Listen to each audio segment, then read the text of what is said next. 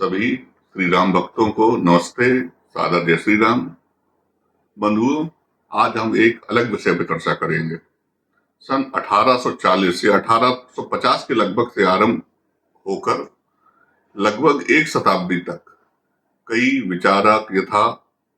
आगस्टे Blanqui, Karl Marx, William Weitling, Mikhail Bakunin, Friedrich Engels, George Plekhanov आदि आए और एक नया सिद्धांत लेकर आए ये लोग, जिसे समग्रता से साम्यवाद का नाम दिया गया। वस्तुतः जो एक नितांत अव्यवहारिक मानव मनोविज्ञान और समाजशास्त्र के किसी नियम को न मानने वाला और भारतीय दर्शन की अगर बात करें तो उसके बिल्कुल विपरीत स्वभाव वाला सिद्धांत था। इन सभी विचारकों के सिद्धांत में क्रियान्वयन व कार्य क्षेत्र की दृष्टि से थोड़ा बहुत अंतर था, पर एक बात इन सब में एक जैसी थी कि गरीब व मजदूर हमेशा शोषित होता है और कभी भी अनैतिक आचरण नहीं कर सकता है, और दूसरी ओर अमीर तथा कुलीन वर्ग का व्यक्ति हमेशा अत्याचारी होगा, अनैतिक व असामाजिक आचरण वाला होगा। इन्होंने एक ऐसा वातावरण बनाया कि यह लगने लगा कि धन व संपत्ति का अर्जन तो केवल पाप, अत्याचार व शोषण से ही किया जा सकता है, जबकि हिंदू संस्कृति में तो अर्थ को धर्म के बाद दूसरा पुरुषार्थ माना गया है। इस कालखंड में अपने आप को कामरेड या सोशलिस्ट कहलाना आपकी इंटेलिजेंसिया के लिए एक प्रमाण पत्र, बल्कि उससे भी बढ़कर एक तमगे की तरह था। और पराधीनता की मानसिकता से जकड़ी भारतीय मेघा, जो हर वस्तु में, हर सिद्धांत में, हर चीज की अच्छा होने के लिए प्रमाण पत्र पश्चिमी जगत से चाहती थी, उसने इस सिद्धांत का अंधानुकरण आरंभ कर दिया। इस साम्यवाद समाजवाद से एक और सिद्धांत जन्मा कि गरीब व्यक्ति यदि अपराध करता भी है तो उसके पीछे भी किसी अमीर, किसी कुलीन, किसी प्रभावशाली व्यक्ति या व्यक्तियों द्वारा उसके या उसके परिवार या उसके वर्ग पर किए गए शोषण और अत्याचार से उत्पन्न हुई विद्रोह की प्रवृत्ति ही होती है, पर उसकी आत्मा, उसका अंतर्मन सदैव पवित्र व करुणा से भरा हुआ होता है। इस सिद्धांत को हमारी बम्बईया फिल्मों ने अपने कथानकों से और पुष्ट किया। डकैतों वाली जितनी भी फिल्में देख लें हम लोग, उन फिल्मों में डकैत ही हीरो होता था, और वह भी किसी अत्याचार का शिकार होकर ही डकैत बना होता है, अन्यथा तो वह बड़ा ही भोला, दयालु व सबका हितैषी,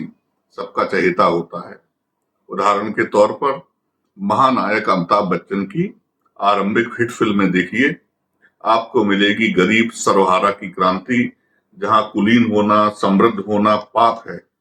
और टपोरी बदमाश होना, कुली होना, रिक्शे वाला होना, तांगे वाला होना नायक होने की एकमात्र शर्त है। यही सूत्र साहित्यकारों ने भी पकड़ा और इसके इर्द गिर्द कथानक बुने। यहां तक तो फिर भी ठीक था, पर हद तो तब हो गई जब कई मूर्धन्य साहित्यकार इससे भी आगे बढ़कर अपने इस सर्वहारा के नायकत्व और कुलीनों के खलनायकत्व के सिद्धांत को अर्धसत्य के आवरण में लपेटकर हमारे पौराणिक धार्मिक ग्रंथों में प्रदूषण फैलाने लगे, और इनका पसंदीदा नायक बना सूर्यपुत्र कर्ण, जो कि संपूर्ण महाभारत में दुर्योधन के बाद सबसे बड़ा खल चरित्र था, परंतु मूल प्रसंगों को छोड़कर, छिपाकर, नकली प्रसंग गढ़कर उसे महानायक सिद्ध करने की होड़ लग गई। चाहे दिनकर हो, शिवाजी सावंत हो, वेद प्रकाश कंबोज हो, रंजीत देसाई हो, चित्रा बनर्जी हो या कविता केन, इन सब ने इसके आपराधिक पक्ष, इसके खलनायक वाले पक्ष, इसके कुटिल कार्यों पर पर्दा डाल के उसे महानायक सिद्ध करने का पूरा प्रयास किया, और रही सही कसर बम्बईया धारावाहिकों ने पूरी कर दी। इनका दूसरा नायक बना संगमेरपुर का युवराज, जो वास्तव में जरासंध के सेनापति का भी पुत्र था, जिसका नाम था एकलव्य। दूसरी ओर अंधों के अंधे ही होते हैं जैसा नितांत असत्य संवाद गढ़कर और उसे महाभारत की नायिका द्रौपदी पर आरोपित कर द्रौपदी को महाभारत युद्ध का वास्तविक दोषी सिद्ध कर खलनायिका बना दिया गया। इन साहित्यकारों और फिल्मकारों का कोई भी स्त्री विमर्श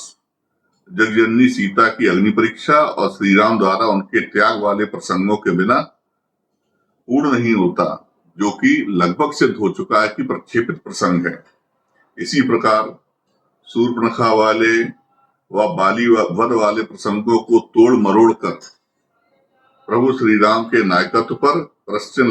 लगाना भी इनका एक प्रिय सरल है। ऐसे अनेकों उदाहरण है जहां इनके द्वारा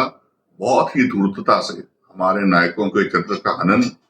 और खलनायकों का महिमा मंडन कर हमारी संस्कृति हमारे धर्म को भेदभाव कारक सिद्ध करने का कुत्सित कार्य किया गया है। अतः आप सबसे अनुरोध है कि स्वाध्याय की प्रवृत्ति जागृत करें, स्वयं श्री रामचरितमानस, श्रीमद् वाल्मीकि रामायण, महाभारत, श्रीमद् भगवद गीता आदि धर्म ग्रंथों का पाठ करें, लेकिन मूल प्रमाणिक प्रतियों का ही पाठ करें जो गीता प्रेस गोरखपुर से प्राप्त की जा सकती है। वह स्वयं अपने धर्म का मर्म समझें, ना कि उदारवाद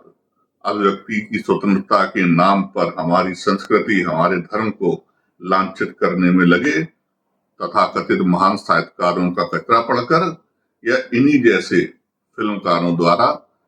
रचे गए कचरा धारावाहिकों को देखकर आप अपनी संस्कृति के प्रति अपने विचार बनाएं।